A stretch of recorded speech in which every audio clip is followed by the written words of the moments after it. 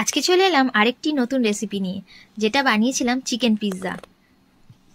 সবাইকে আমার লং ভিডিওতে স্বাগত। আমার রান্নাঘরে সবাইকে হ্যালো বন্ধুরা, আমরা দুজন আজকে চলে এসেছি পিৎজা বানাতে। আমরা কি বানাবো আজকে? আজকে আমাদের রাতের মেনু পিৎজা।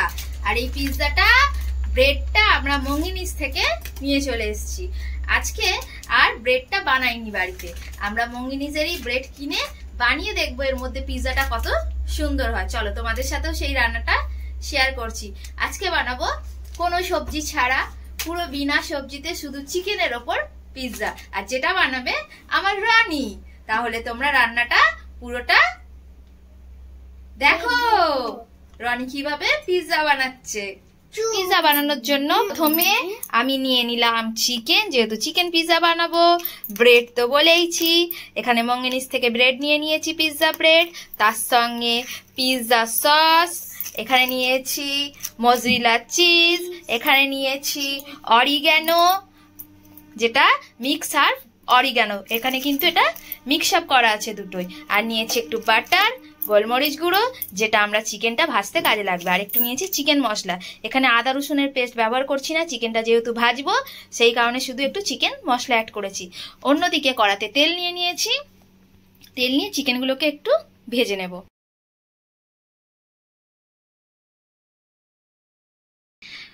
দেখো ভাজার জন্য দিয়ে দিলাম। চিকেনগুলোকে একটু ভেজে দিলাম, না হলে আমার রনি কিন্তু করতে পারতো না।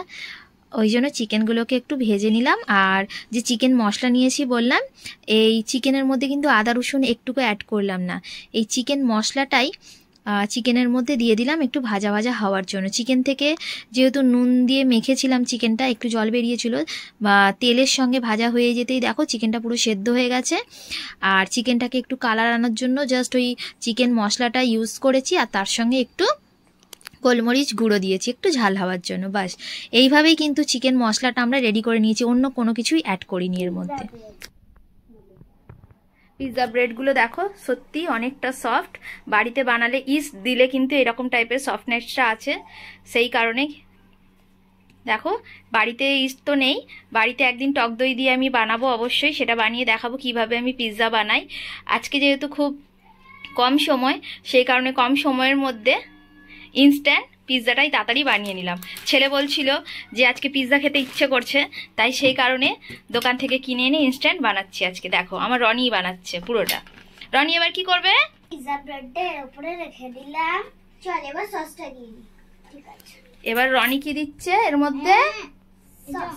দেখো পিৎজা সসটা এবার এর মধ্যে দিয়ে দেব। অল্প করে দিবি,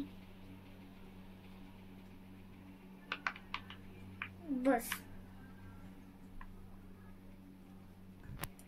দেখো একটা চামচ নিয়ে নিলাম, চামচটা দিয়ে এখানটা পুরো ডুবিয়ে দেব। দেখো পুরো স্প্রেড করে নিচ্ছি। দেখো দিদি আর রনি, ওর দিদি আর রনি দুজনে মিলে আজকে বসেছে পিৎজা বানাতে। তোমাদের পিৎজাটা কার কেমন লাগলো অবশ্যই জানিও, ভিডিওটা কেমন লাগলো।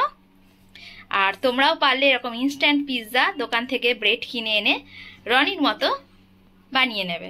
এটা স্প্রেড করা হয়ে গেছে, এবার আমি এটা কোনো না, এবার এর মধ্যে চিজটা ছড়িয়ে দেব। দেখো আমার রনি কত সুন্দর করে, রনি আর ওর দিদি দুজনে মিলে কত সুন্দর করে পিৎজাটাকে সাজাচ্ছে। তাহলে কতটা চিজ দিচ্ছে ওরা পরিমাণে। দেখো চিজটা পুরো দিয়ে দিলাম, এরপরে এই চিকেন গুলো ওর উপরে দিয়ে দেব। দেখো আমার রনি আর ওর দিদি মিলে পিৎজার উপরে চিকেনটাকে স্প্রেড করছে, ছড়িয়ে দিচ্ছে চারিদিকে। দেখো দেখতে তো খুব সুন্দর লাগছে, ডিলিশিয়াস। খেতে কেমন হবে জানি না। কেমন হবে রনি খেতে? আমার তো মনে হয় ভালোই হবে। ভালো হবে? আচ্ছা, দেখো এবার আমাদের চিকেনটা ছড়ানো হয়ে গেছে। এবার আমরা অরিগ্যানো দেব টেস্টি করার জন্য। দিলে পিৎজাটা নানা রকম টেস্ট হবে। আর বাটারটা সাইড সাইডে লাগিয়ে নেব।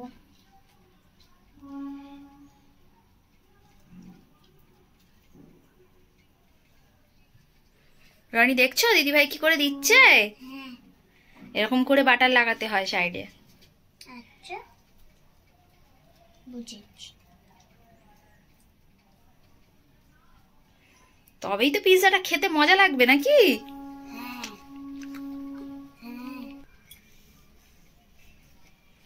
বাবা রনি তো হেলতে দুলতে হেসেই যাচ্ছে, দিদি বাটার লাগাচ্ছে আর রনি হেসে যাচ্ছে। বাহ, বাটার লাগানো আমাদের রেডি। এবার পিৎজাটাকে কি করতে হবে? দেখো এবার পিৎজাটাকে ওভেনে দিয়ে দেব। রেডি হয়ে গেছে, এবার আমরা ওভেনে দিয়ে দেব। এবার এটাকে কনভেকশন মোডে একটুখানি 10 মিনিটের জন্য স্টার্ট করে দেবো। দেখো আমাদের পিৎজা হচ্ছে। 10 মিনিটস আফটার আমরা 10 মিনিটস পরে আমরা পিৎজাটাকে বের করে নেব। বুঝলে? গ্রিল হচ্ছে তো? হ্যাঁ।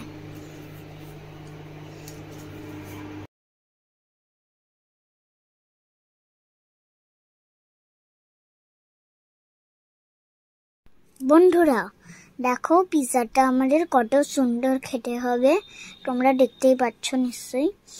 আর দেখো কি সুন্দর কালারটা এসছে। আমি আর দিদি মিলে অনেক ভালোই বানিয়েছি। দেখো আমি টেনে টেনে চিজগুলো খাচ্ছি, দিদি চাইছে কিন্তু আমি একটুখানিও দিচ্ছি না। দেখো লাস্টে আমার যখন খাওয়া হয়ে গেল তখন আমি দিদিকে তাও একটু দিলাম। এটা অনেক ভালো খেতে হয়েছে।